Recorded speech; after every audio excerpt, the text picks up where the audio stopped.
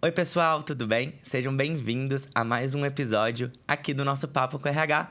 Vem comigo e fica zen. Bora então, pessoal? Deixa eu me apresentar. Eu sou o Juan, sou Head de People e tô aqui para conduzir esses papos entre eu, meus convidados e você aí em casa.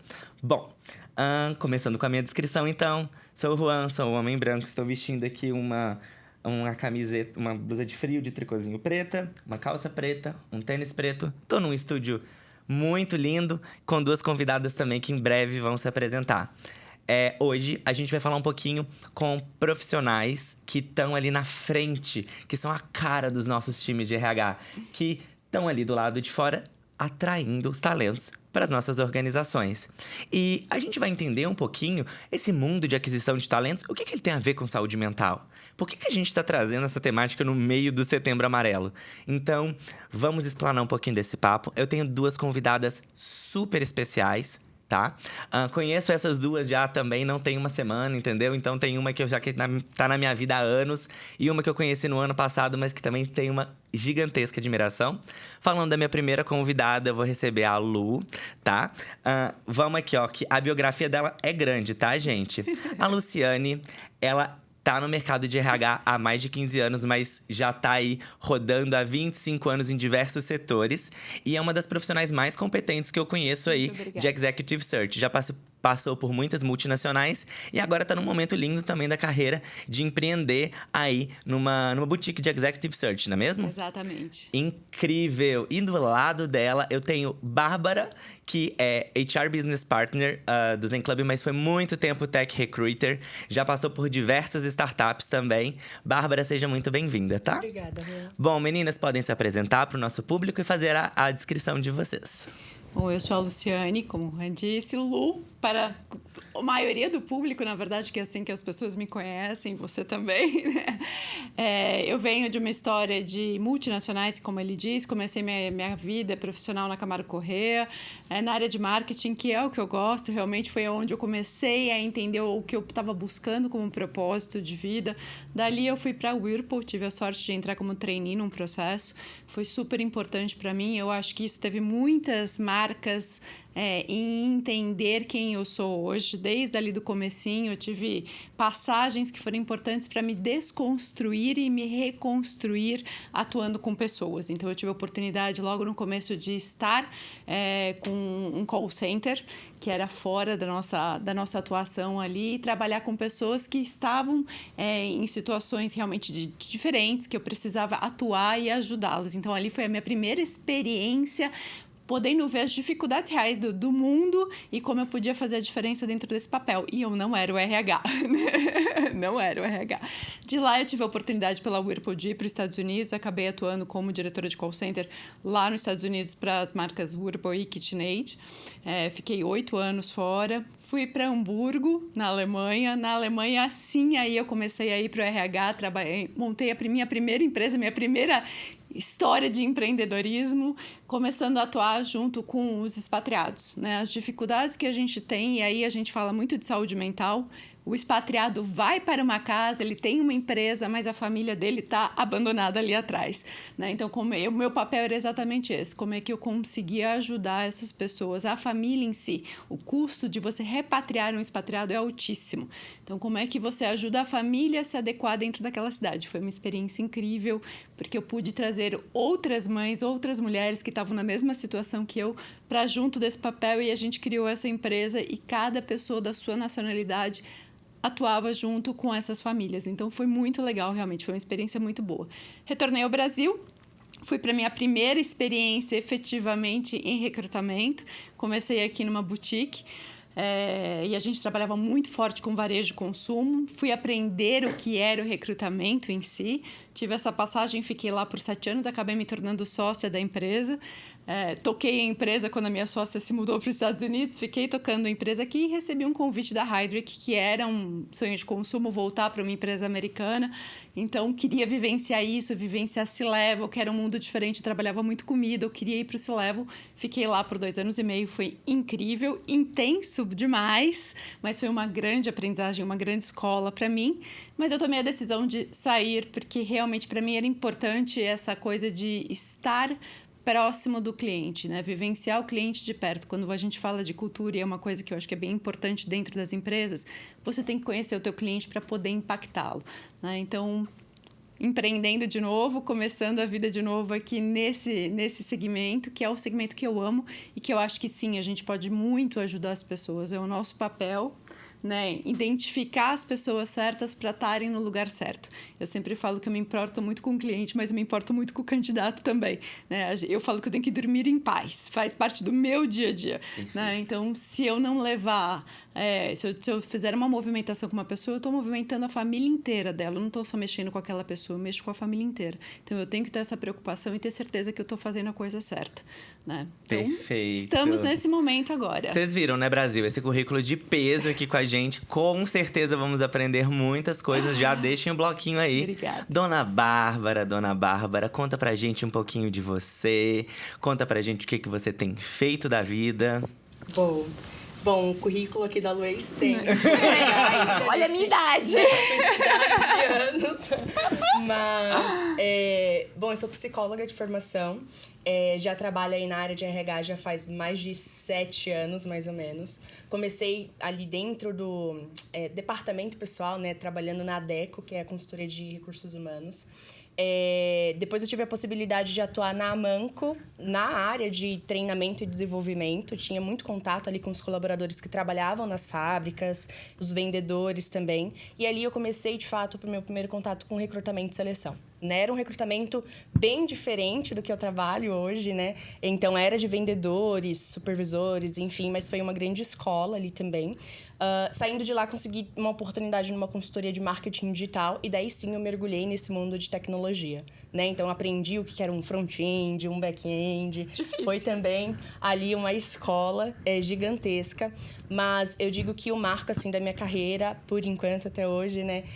Foi a minha passagem pela Stiling, que é uma empresa de inteligência artificial. Então, lá eu comecei a atuar já como tech recruiter e tive a possibilidade de participar de uma empresa que estava crescendo muito rápido.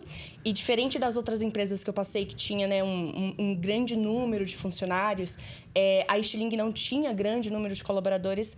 Então, eu tinha essa facilidade de trocar com o CTO, trocar com o CEO, CEO. Então, isso era muito rico, porque eu bebia meio que direto da fonte, né? Então, consegui aprimorar esse conhecimento um pouco mais técnico. Não sei programar, longe de mim programar, mas eu sei agora, realmente, né? Ali na Stiling eu consegui entender que, de fato, um front, um back fazia, e isso facilitou bastante para conduzir os processos seletivos.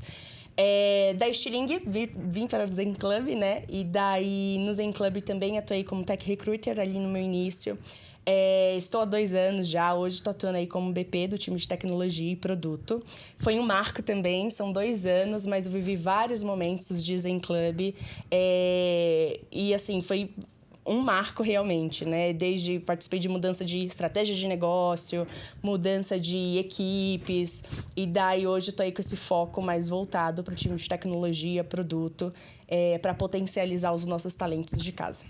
Excelente, meninas. Sejam super bem-vindas. Muito obrigada. Tô honrado de bater esse papo com vocês. E, bom, começando direto aqui contando pra todo mundo. Por que falar com essas pessoas que estão lá na porta do nosso processo de entrada nas organizações, né? Eu gostaria de começar com um número, que se você está acompanhando os nossos programas aí, você já vai perceber que é um número que está se repetindo, que é 70%. 70% das pessoas que têm qualquer problema de crise de ansiedade ou estresse, enfim, tem isso. Esse 70% é o quanto o líder afeta no cotidiano de uma pessoa. E ter a pessoa correta dentro da sua organização. E o que significa a pessoa correta? Significa o fit correto com a cultura, o entendimento correto do que a empresa necessita naquele momento. Até porque, né, gente? A gente tá falando de gente, a gente tá falando de... Não tá falando que existe uma forma exata. E até porque a gente sabe que o candidato perfeito não existe. Fica a dica para vocês que estão aí querendo recrutar alguém. Se você for ficar procurando pro candidato perfeito, você vai ficar procurando. Sim. Mas eu queria começar por aí. Porque quando a gente tá falando de saúde mental, poxa... E aí a gente tá falando muito sobre saúde mental para além do Setembro Amarelo. O RH faz saúde mental todo dia. O RH faz saúde mental em vários microprocessos, por exemplo, dentro de recrutamento e seleção. Mas quando eu vi esse número de 70%, eu fiquei alarmado com, de fato, o impacto que uma liderança tem na vida do colaborador depois que a porta do escritório fecha e a vida segue. E faz sentido, porque no final das contas, poxa, você passa 1/3 do seu dia no trabalho, ou se você trabalha home office, o trabalho está dentro da sua casa. Hoje, eu gostaria da visão de vocês, assim, tipo, primeiro de tudo, quando vocês estão, tipo, qual o primeiro elemento que o RH que está ouvindo a gente, tá? Precisa de levar em consideração quando entendendo o líder que é necessário para aquela vaga. Então, poxa, eu vou precisar de abrir uma vaga de liderança, sabe? Poxa, por onde eu começo para tentar não errar e tentar trazer a melhor pessoa para esse contexto? Lu, me conta um pouquinho da sua visão. Eu acho que, por isso que eu até comentei, né, da importância da gente estar muito próximo. Quando eu trabalho do outro lado, não estou dentro da empresa, conhecer da cultura da empresa é super importante. Já começa daí, né? Para a gente poder identificar. A gente fala muito nos hard skills, né? Na parte técnica das pessoas. A gente sabe que a gente precisa disso para as posições que elas vão ocupar, mas o soft é tão importante quanto. Eu realmente acredito nisso. Então, assim, quando a gente está buscando, e eu sentado do outro lado, eu tenho que estar próxima do meu cliente para entender essa cultura a fundo e ajudá-lo a buscar a pessoa que realmente tenha fit lá dentro. Eu acho que isso, para quem está dentro da empresa, tem a mesma importância, a mesma relevância, né? Você tem que entender, e não só a cultura da empresa, mas também o perfil do teu cliente, né? Então, assim, eu brinco, eu sou super acelerada, dá para perceber, né? E aí eu brinco que às vezes, assim, eu tenho gente que é super tranquila, eu tenho gente que é super acelerada, dependendo da liderança que eu estou tratando.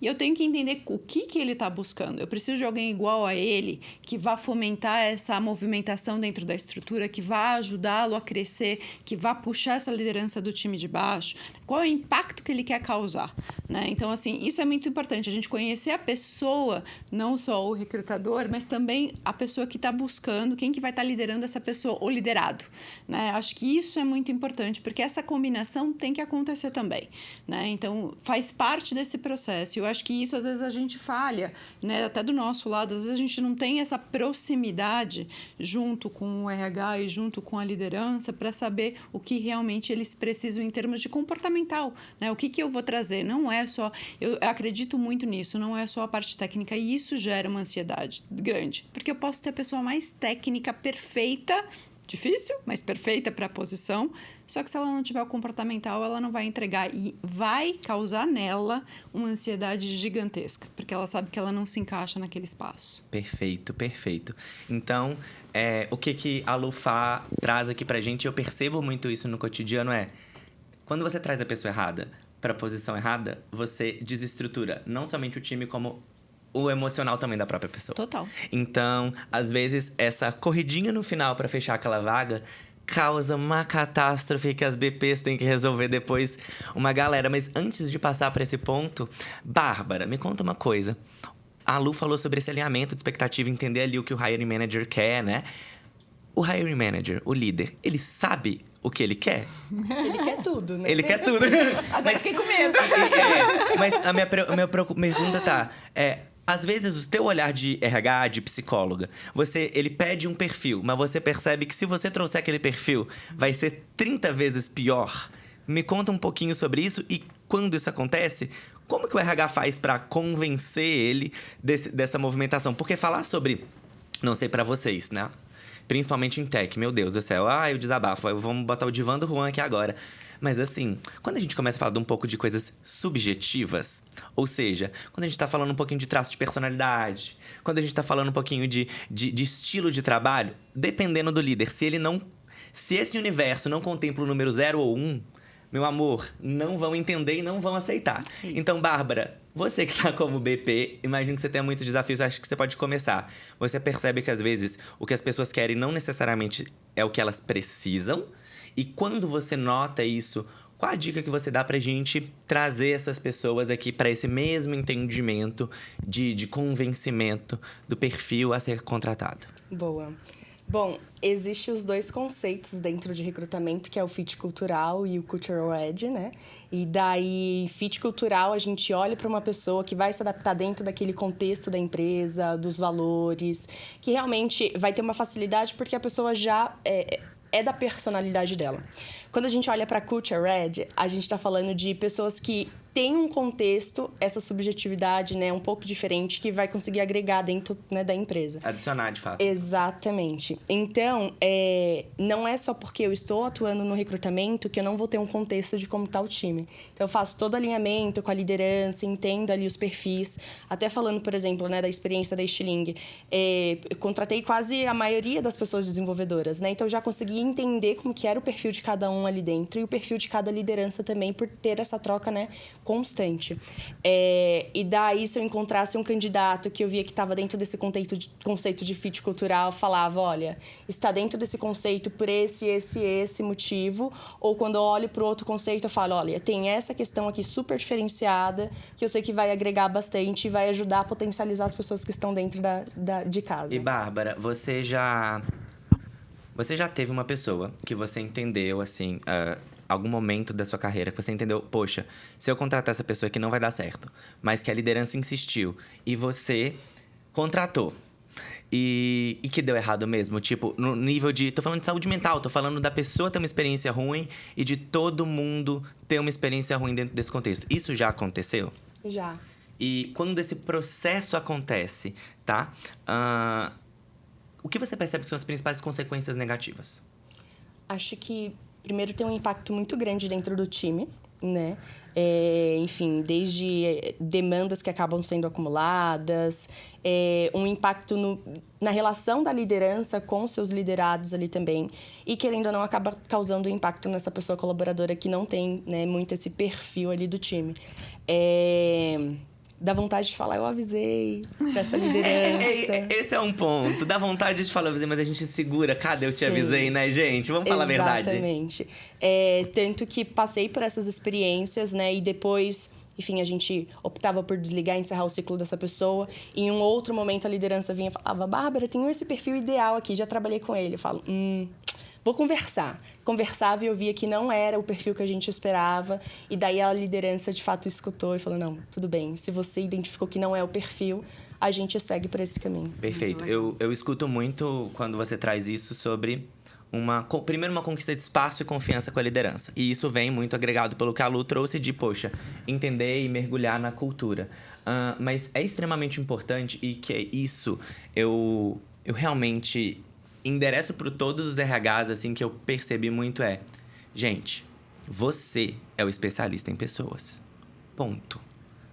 Empoderar-se da sua decisão é extremamente importante, porque você vai ter que gerir, com perdão da palavra, a merda quando explodir. Então, é extremamente importante que a gente se empodere quando a gente fala, cara, não vai dar. Por esse motivo, que a gente consiga, assim, construir uma argumentação condizente, fluente.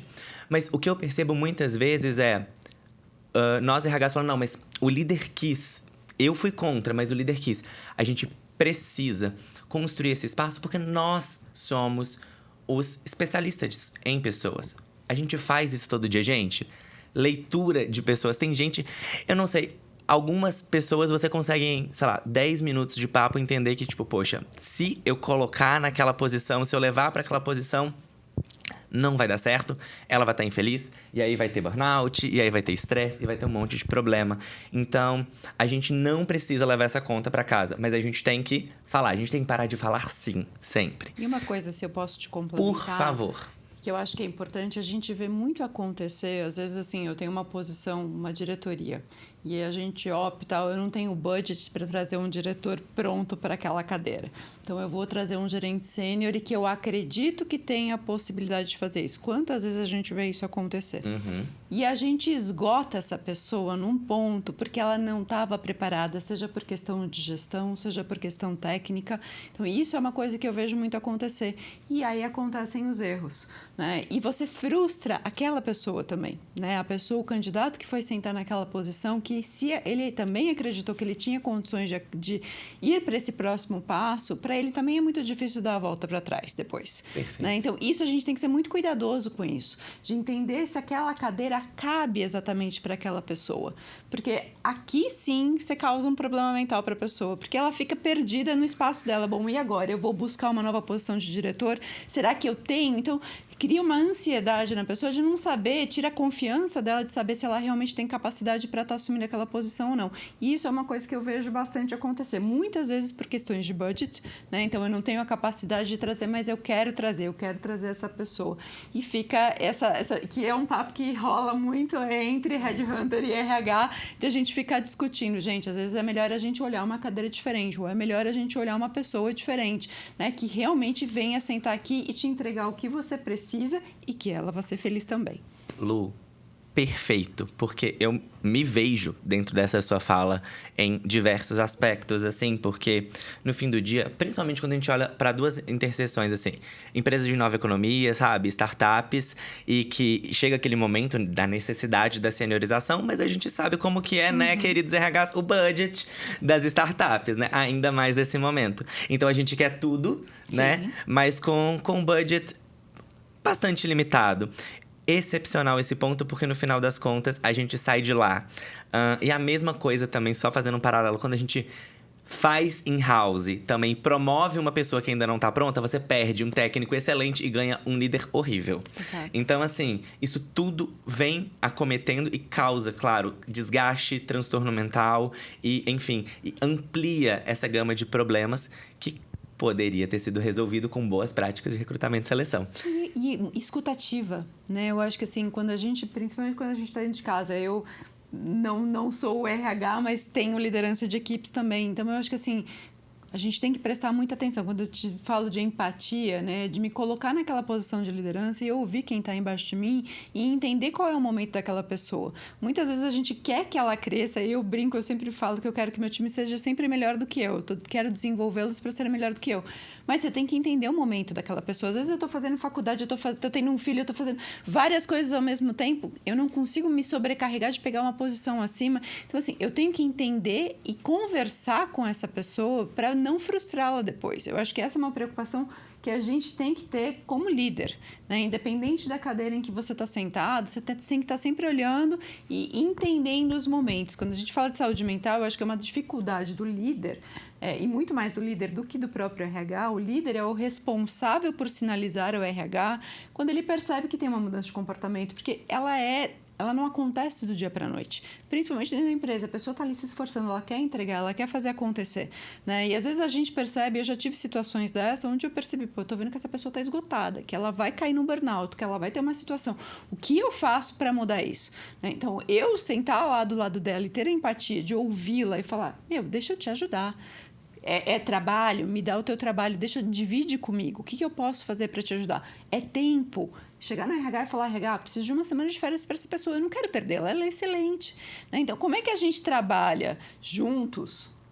E eu acho que esse é muito o papel do líder e do BP que está ali dentro, né, para auxiliar que isso não aconteça. E eu, do meu lado, vejo muita frustração. E aí, junto com a liderança, meu líder não percebeu o que estava acontecendo comigo. Eu estou saindo infeliz porque eu... Né? E às vezes assim, o líder não tem esse olhar de olhar a empatia ali, de descer e se pôr no lugar do outro também. Perfeito, Lu. E, bom, aproveitando que você entrou nessa temática de suporte direto, aproveitando também um pouco mais aí da sua vivência, a gente tem o RH muitas vezes como essa figura super-herói dentro das organizações. Sim. Né? E daí ele faz de tudo. E aí um convidado que veio em um outro episódio, ele falava... Uma vez, trocaram a marca do papel higiênico e a culpa era do RH. E é verdade, né? E aí tem de tudo, que sempre reclama e sobe pro RH, e, enfim. E o RH vai acumulando essas diversas funções. E a gente também já falou em outros episódios, tipo, poxa, o próprio Zen Club, você tem... psicólogos, você oferece um benefício que vai te auxiliar as pessoas, para que as pessoas tenham acesso à saúde mental, e enfim. Mas existem muitas outras formas de você tornar a vida do RH também um pouco menos complexa. E uma dessas formas que eu vejo, que em momentos que eu também já precisei, foi tipo, poxa, numa mãozinha ali, quando eu preciso de contratar uma posição extremamente desafiadora, eu tenho 1 milhão de desafios dentro de casa, eu tenho outras posições pra fazer, posições complexas que eu preciso tocar também, de alto impacto no negócio. E aí, nesse momento que, por exemplo, eu olho pra fora pra minha saúde mental e pra saúde mental das pessoas que essa pessoa que vai chegar vai liderar, eu preciso de alguém. Porque também, diga-se de passagem, um time sem liderança que fica ali à deriva também fica... Nossa, isso acontece também... Muito. Muito. Da galera tá, assim, esganada porque não tem quem vai trazendo aquele guia, né, no dia a dia. Então, fica bastante complexo essa gestão cotidiana, né? Gera uma expectativa. Na turma de baixo, será que vou ser eu? Será que eu vou ter essa oportunidade? Então, você tem que dimensionar e gerenciar essa turma de baixo, que vai vir alguém, né? Que não, a gente está buscando alguém, mas acalmá-los, que essa busca, às vezes, é complexa e demorada, não é simples. Exato. E então, eu gostaria que vocês contassem, assim, tipo, de toda a sua experiência, assim. Cara, eu, RH... Quando que eu preciso olhar para uma consultoria e falar assim, não, agora é o momento, tipo, eu vou pra consultoria agora, porque vai me ajudar, sabe? Então, dá essa dica direto pros nossos amigos e amigas, assim. Conta pra gente de verdade, tipo, percebi essa situação, esse tipo de desafio. Uma consultoria me ajuda nesse momento. Eu acho que tem algumas situações que são críticas, né? Como você disse, às vezes eu estou com um RH, um BP super ultra carregado de coisas a fazer. E tem posições que a gente sabe que são extremamente estratégicas para a empresa para impulsionar o restante que está acontecendo. Então, eu acho que esse é o momento que, assim, é chave. Eu preciso de alguém rápido, eu preciso usar o expertise do outro lado, e eu acho que a vantagem da consultoria é essa, é o papel que a gente faz todos os dias, né? A gente tem ali uma gama de candidatos sempre no nosso pool, isso ajuda bastante, a gente consegue acelerar esse processo. Então, ajuda o RH do outro lado e traz, né, eu brinco, eu sei a quantidade de currículos que vocês recebem. Como é que a gente mapeia isso rápido para poder trazer? Esse é o nosso papel. Então, acho que assim, acelerar esse processo quando existe uma urgência ou quando existe uma posição extremamente estratégica mesmo, ou difícil de ser feita. Eu tive várias situações que vieram posições que eu falava, gente, da onde eu vou achar esta pessoa? Fui buscar gente na China, literalmente, na China. Então, assim, a gente tem que olhar, são situações que acontecem, que a gente sabe que acontece, e é uma pessoa que vai fazer a diferença dentro daquele ambiente, que não necessariamente ela é óbvia para o ambiente. Então, esse também eu acho que é um momento super importante. E é o que eu sempre brinco, a questão da parceria, né? O que eu falo que para mim é muito importante. Quando eu estou trabalhando com um cliente, que eu estou próximo dele, eu tive um cliente que eu trabalhei por 10 anos, e eu falo que, por muitas vezes, eu entrevistava uma pessoa e falava, gente, esta pessoa é a cara daquela empresa. Eu não precisava que ela me ligasse para me falar, Lu, tô precisando de alguém. Eu ligava para ela e falava, olha, tô com um candidato aqui que é a sua cara. Conheça essa pessoa, eu tenho certeza que ele vai se encaixar na sua empresa. Então, eu acho que por isso que eu falo que o relacionamento também é tão importante, porque às vezes você nem sabe da tua necessidade, mas eu tenho uma pessoa aqui que eu sei que vai se encontrar dentro da tua empresa. Então, esse relacionamento é super legal, essa construção de um relacionamento de longo prazo, ele facilita para todo mundo. Excelente, muito obrigado. E o que eu tiro também dessa dica que eu vou pescando aqui, eu quero deixar esses highlights, porque eu acho que existem uma zona mítica também em todos os RHs, e eu percebo isso com os fatos, assim. Quando a gente chama alguém de fora, não quer dizer nada, queridos e queridas, que a gente tá falando sobre a incapacidade de quem tá recrutando dentro de casa. Imagina. Muito pelo contrário. É uma parceria. E isso, pra mim, foi um processo difícil de entender durante a minha construção, a minha formação. A primeira vez que a minha líder lá atrás virou e falou, contratei um headhunter pra essa posição. Pois eu quase morri. Dona Bárbara tava lá e ela também, porque ela era tech recruiter.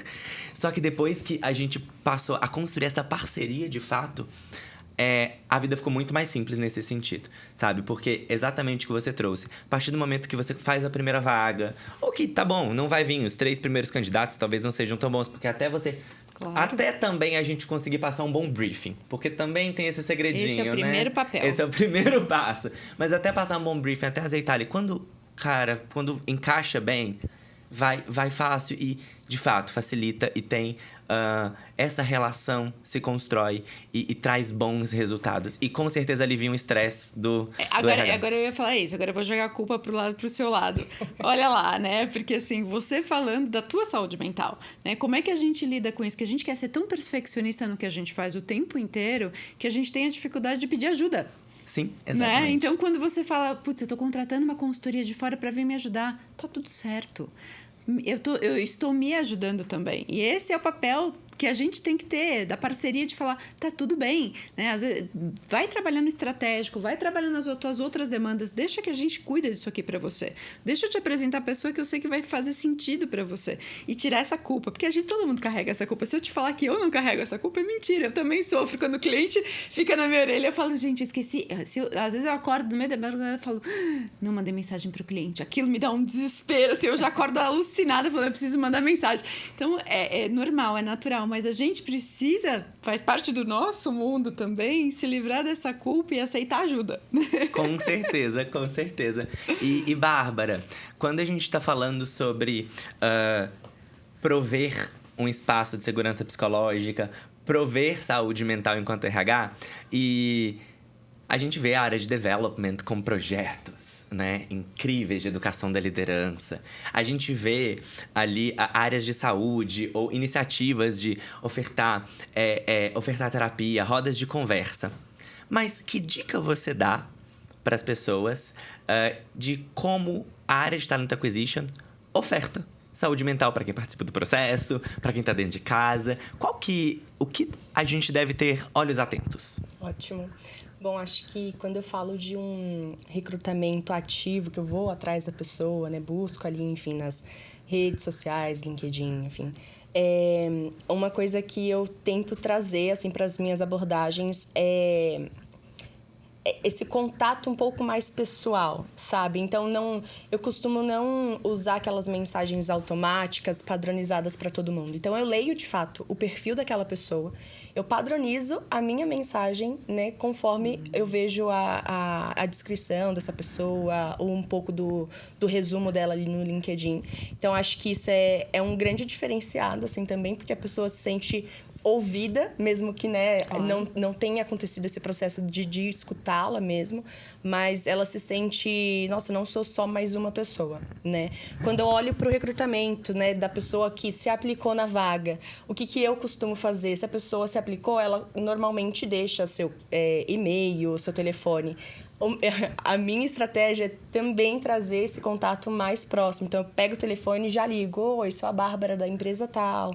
Vi que você se aplicou. Então, trazendo a pessoa para perto o máximo que eu puder também. Ela não é só mais um número, ela é de fato uma pessoa dentro daquele processo. Exatamente. Né? E daí, assim... Bom, eu nasci e cresci aqui em São Paulo, no extremo sul da cidade. Eu olho assim para o lado, eu vejo que muitas pessoas não conseguem ter a mesma oportunidade que eu tive.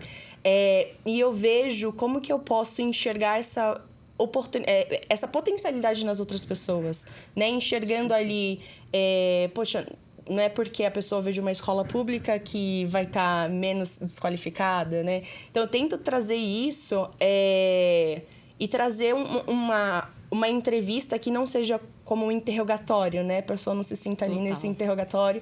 E muito mais uma questão conversacional, assim, né? A gente conversar e trocar. E eu entender os diferenciados, assim, da vida dessa pessoa. Aquilo que ela conseguiu fazer ou aquilo que ela tinha vontade e não conseguiu. Né? Então, acho que boa parte da minha vida mesmo, né? Da minha origem, me ajudou a criar esse processo seletivo mais humanizado, de estar mais próximo, de enxergar, de ouvir. Aí é minha formação também, né? Isso é bárbaro.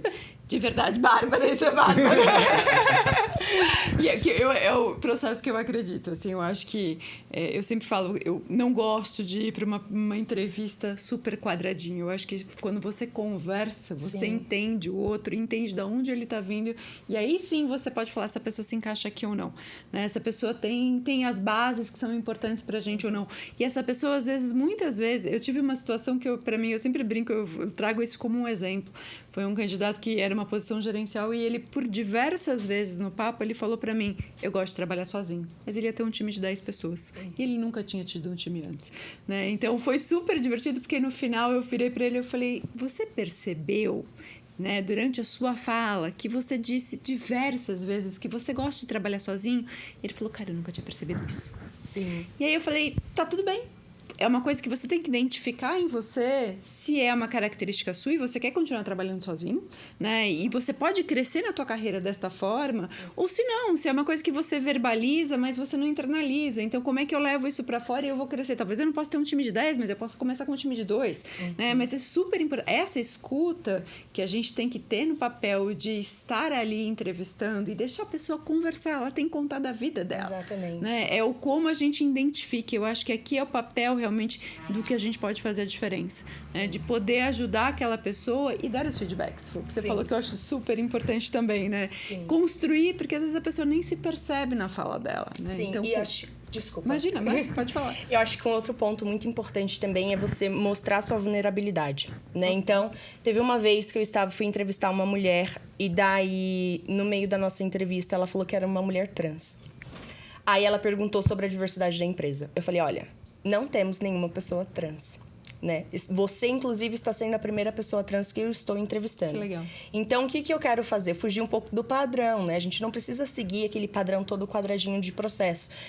Trouxe uma pessoa, uma mulher dentro de tecnologia para conversar com ela e trouxe uma pessoa dentro da comunidade LGBTQIA+, para também conversar com ela e falar como que é a experiência dessa pessoa, né, dentro da empresa. Então, quando eu mostrei a minha vulnerabilidade para essa pessoa candidata, ela pareceu uma surpresa, assim, também, né? Sim. Nossa, que bom que você está falando isso, né? Dei espaço aqui para...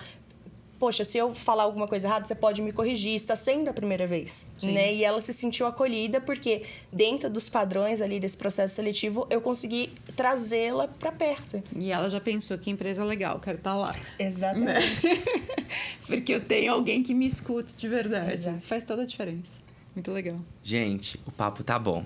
E aí tem várias coisas, mas eu também vou dar a minha dica. Eu também sei que é irreal às vezes que você abre uma vaga e você tem 85 mil inscritos, sabe? E infelizmente a gente tem visto cada vez mais isso porque a gente tá num momento de mercado complicado. Se não for dar para dar resposta, deixa escrito na vaga, deixa descrito naquele e-mail automático que você recebe que não será possível responder se você não receber o retorno em até estes dias, aplique-se para outra vaga, enfim. Eu não sei, nesse momento de ansiedade em que as pessoas estão buscando emprego, eu acho desumano quando a gente não tem a possibilidade de orientar. A pessoa bateu na sua porta, Sim. sabe? De receber uma satisfação. E se a pessoa participou do processo, é o que vocês falaram, acho que o mínimo que a gente deve é um feedback. Também não espero um livro, né? Mas o mínimo da orientação. O mesmo tempo que você investiu buscando, ela investiu se dedicando àquele processo. Então, eu acho que isso é importante que a gente sempre leve em consideração. Também quando a gente abre um processo. Feedback honesto, porque eu acho que muitas vezes, Juan, eles não têm a percepção, né, do porquê que isso não deu certo. Como é que eu ajudo essa pessoa efetivamente para a próxima posição que ela estiver aplicando? Né? O que a gente percebeu dentro daquela fala que ele teve que não fazia sentido? E não sei se já aconteceu com você, mas já aconteceu comigo também de eu querer dar um feedback super honesto e ter uma conversa super honesta e eu levar assim, quase que uma tapada na orelha. Então também a gente tem que estar muito atento para quem está do outro lado e entender o momento daquela pessoa, porque a pessoa pode estar numa ansiedade danada e não está pronta para receber ouvir, aquele sim. feedback. Isso. Então você também tem que ser muito cuidadoso para entender como é que aquela pessoa está do outro lado. Né? Exato. É realmente um pouco humanamente possível falar de dar um retorno muito detalhado para esse monte de pessoa que se aplica na vaga, mas quando a pessoa ela passa pelo processo, chega numa entrevista com a liderança ou num processo ali de desafio, eu consegui implementar a possibilidade da pessoa pedir um feedback mais detalhado. Uhum. Então, eu dou o retorno falando, olha, não foi dessa vez, enfim. Não é dentro desses padrões, né? E no final eu digo, se você quiser um feedback mais detalhado, me avisa que eu te passo esse feedback mais detalhado. E eu já faço, junto com a liderança, esse feedback mais detalhado. Então, há pessoas que, de fato, querem um feedback mais detalhado, há pessoas que querem um retorno, de fato, daquele processo seletivo, né? Perfeito. E o problema é que esse programa, eu tenho certeza que ele vai para diversos públicos para além do RH. Então, eu vou fazer em 2 partes. Primeiro, eu escutei coisas lindas de vocês na frente das câmeras e fora das câmeras. Mas, Lu, por que você é feliz sendo recrutadora? É tão difícil falar sobre isso, né? E aí a gente fala de saúde mental também. Eu acho que eu entendi durante a minha carreira, na construção da minha vida como pessoa, que eu gosto de ajudar pessoas. Eu sempre falo que se eu pudesse fazer isso sem ter nenhum fins lucrativos, seria lindo, mas eu consegui achar um trabalho que consiga me manter e eu fazer isso. Mas, assim, eu acho que efetivamente eu consigo ajudar as pessoas.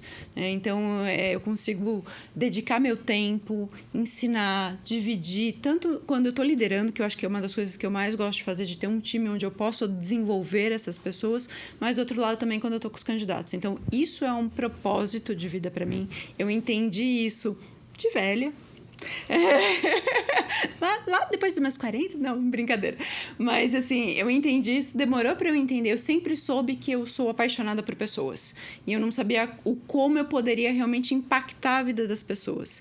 E esse trabalho me dá essa oportunidade. Eu acho que isso é incrível e é o que eu mais gosto. E tem um outro lado que eu acho muito legal do nosso trabalho, que é no meu caso, como eu trabalho com diversos segmentos, eu tô sempre escutando coisas diferentes em posições diferentes, em mundos diferentes. Então, eu tô em constante aprendizado, né? E isso fomenta a minha cabeça o tempo inteiro para estar buscando mais aprendizado. Então, é muito legal, porque eu brinco, eu tenho 2 adolescentes em casa, eu sempre falo, a minha liderança eu aprendo em casa todos os dias. Mas, na verdade, é a troca que eu tenho desde estar lá com elas, com um CEO, como é que eu faço essa troca e como é que eu aprendo a trocar entre todos eles e contar sempre com essa contínua experiência de estar aprendendo. Então, acho que essa é a beleza de ser headhunter, assim, eu sou apaixonada realmente pelo que eu faço. Perfeito, muitíssimo obrigado. Imagina. E a pergunta vai ser um pouco diferente para a Bárbara, porque eu tenho certeza que não teremos somente RHs escutando esse papo, mas vamos ter pessoas que vão se aplicar para uma vaga. E, Bárbara, você sempre tem aqueles candidatos que se destacam, que, tipo, marcam, sabe? E você falou muito sobre a postura da pessoa recrutadora. Normalmente, quando um candidato marca, assim, o que ele fez de diferente? Ou o que ele fez, não de diferente, mas como que foi esse comportamento que ajudou com que você visse esse melhor lado dessa pessoa e facilitasse esse processo? Conta para as pessoas. Ótimo. E você pode olhar direto para elas. Ótimo. Bom, acho que quando uma pessoa ela se aplica numa vaga, ela precisa estudar um pouco mais sobre aquela empresa, né? Estudar um pouco mais, enfim, daquela posição que ela está se aplicando, porque ela vai conseguir melhorar a comunicação dela, vai entender ali de fato, vai conseguir trocar de igual para igual com a pessoa recrutadora. E vai me mostrar atitude, vai me mostrar uma pessoa que é proativa de buscar as informações. Eu falo por mim, assim, né? Quando eu ia me aplicar em vagas, eu olhava o LinkedIn de várias pessoas da empresa. Pegava conteúdos que a empresa divulgava para conseguir, na hora da entrevista com a pessoa recrutadora, conversar, falar sobre isso, né? Então, às vezes, o técnico, a gente sabe que a pessoa consegue aprender. E, Bárbara, e quando você está olhando de fora, por onde você tenta captar se aquela empresa, ela oferece um espaço seguro e que valoriza a construção de saúde mental? Ótimo. Acho que tem várias premissas, assim. Um dos primeiros pontos é agir com bastante transparência, né? Então, fazer uma boa descrição ali daquele cargo. Não, mas o oposto. Se eu sou um candidato e eu tô olhando o mercado, por onde eu começo a olhar para achar aquela empresa que se preocupa com essa temática? Difícil a pergunta. Difícil. É difícil. De novo, até porque você mesmo trouxe um ponto que eu acho que é importante. Não existe o candidato imperfeito, não existe a empresa perfeita. Excelente. Precisamos partir daí. É a pessoa que se encaixa para aquela empresa, né? E eu acho que aí é que entra o nosso papel de buscar a pessoa certa para o lugar certo. segura, acho que não tem nenhuma empresa segura. As empresas também estão passando por um processo de transformação. Exatamente. Estão entendendo um novo momento. Né? Então, acho que a gente está todo mundo fomentando isso agora, entendendo que as gerações são diferentes, que as buscas são diferentes, que as necessidades são diferentes. Então, tá tudo novo. Né? Mas eu acho que, assim, óbvio, o LinkedIn é uma base onde a gente encontra muita informação. Sim. Né? Então, eu acho que é um bom lugar ali que você consegue identificar algumas coisas que vão te dar um sinal. Sim. Partir da premissa de que alguma empresa sabe tudo sobre isso é o que a gente tá falando em vários episódios. Se alguma empresa virar pra você e falar assim, aqui dentro é 100%, corre que é mentira. Nem no Zen Club, gente. Sabe, eu sempre falo com o meu time, se tem uma coisa que eu falo com o meu time, sempre. Eu sou o Zen Club e trabalho no Zen Club, estou head do Zen Club e, cara, eu não tenho a prepotência de falar que eu domino as melhores práticas de construção de um ambiente seguro e eu tento muito, eu estudo muito, mas as empresas de fato estão em transformação. E a gente também tem que entender que quanto maior a empresa, mais coisa para mudar a gente tem. Sem dúvida. Sabe? É aquela diferença de mudar um barquinho. Por que as startups vão rápido e as empresas vão devagar? É mudar um bote e mudar um transatlântico. Sem dúvida. Sabe? E a minha geração é muito imediatista. E aí, assim, a gente quer ver pra ontem. E esse tempo não casa. Cultura, a gente já sabe também. Cultura é um processo, né? Muitas das coisas a gente demora a ver resultado. Gente, o papo tá bom. Mas o papo tá bom mesmo. Tinha mais 85 coisas nessa pauta. Mas eu vou aproveitar para agradecer. Agradecer essas duas convidadas super especiais. E antes de fazer o fechamento aqui, eu gostaria que, Lu, você desse aqui as suas últimas palavras pro nosso público de casa. E na sequência, Bárbara, você também pode dar aí as suas últimas palavras, aquele conselhozinho pro RH. Enfim, tá com vocês, meninas. É joia. Eu acho que o que é importante para quem está nesse momento de busca é gerenciar a ansiedade, né? Ela estava falando sobre o processo, né, de quando eu estou numa entrevista, o que você vai trazer para a entrevista é você. Traga você do jeito que você é, porque isso vai facilitar o RH te dizer você cabe aqui, você não cabe aqui. Ou, para mim, muitas vezes, quando você fala de candidatos marcantes, eu brinco que eu tenho vários chaveirinhos embaixo do braço. E essas são pessoas que me marcaram muito pela atitude, pela essa transparência que vem no processo. E elas, às vezes, não cabem numa empresa, mas com certeza elas ficaram aqui e eu vou levar elas para outro lugar. Então, eu acho que é a questão da atitude realmente. Venha motivado para mostrar quem você é, o que você está buscando, o que você quer para a tua vida, e isso já ajuda a gente a, né, 1000% a andar para frente. Então, acho que isso é muito importante. E para a liderança, eu acho que é o mais importante de tudo, dentro desse papel de saúde mental, preste atenção nos seus colaboradores. Tenha empatia por eles, esteja junto deles, saiba, quando eles não levantarem a mão, se colocar no lugar deles e, às vezes, muitas vezes, você colocar a mão lá embaixo e ajudá-los. Acho que isso faz toda a diferença na vida das pessoas. Muitíssimo obrigado. Obrigada a você. Bárbara? Ótimo. Acho que eu vou puxar aqui o recado para a liderança primeiro também. Olhe para si também, né? Enxergue quais são as suas crenças limitantes, quais são os viéses inconscientes que você pode acabar cometendo em algumas entrevistas. E tenta melhorar isso de uma forma muito intencional. Né? Então, seja transparente, busque ajuda da sua BP, do seu head de people. Acho que a gente tem essa capacidade de se adaptar a cada contexto. E para a pessoa candidata, é muito dessa atitude também, né? E haja também com intenção. Né? Se seu sonho é trabalhar naquela empresa, procure mais sobre aquela empresa. Né? Como o Juan trouxe, as empresas não são 100% perfeitas, mas você vai enxergar aquilo e você vai escolher quais são os lugares que você quer ficar, as batalhas que você quer enfrentar. E não desista, tenha bastante atitude, procure, pesquisa, troca com as pessoas que são dessa empresa também, busque por mentoria. Enfim, são várias dicas aqui. Perfeito, Bárbara. Muitíssimo obrigado também pela sua participação. E bom, pessoal, Nesse episódio, a gente teve, então, um pouquinho dessa ideia de como a área de Talent Acquisition pode trazer mais sobriedade para os processos e mais saúde mental para quem está participando, para quem está conduzindo. E isso é extremamente essencial. E se tem uma coisa que eu também aprendi, que eu quero compartilhar aqui para a gente fechar, é… Muitas das vezes a gente tá fazendo o melhor que a gente pode com os recursos que a gente tem. Uma líder minha me ensinou isso e a gente precisa fundamentalmente estar atento a isso. Porque, às vezes, a gente simplesmente não tem o recurso. E é por isso que não vai sair. E também não tem como fazer milagre. Então, muito obrigado. Acho que vocês pegaram muitos dos insights aqui. Acho que tem muita matéria para discussão. Depois aí você comenta e compartilha um pouquinho também da sua vivência e da sua experiência. E você pode encontrar aí, a gente mandou aqui nos links, o perfil das meninas, para caso vocês queiram também entrar em contato. Fica zen, vem comigo. Tchau, tchau.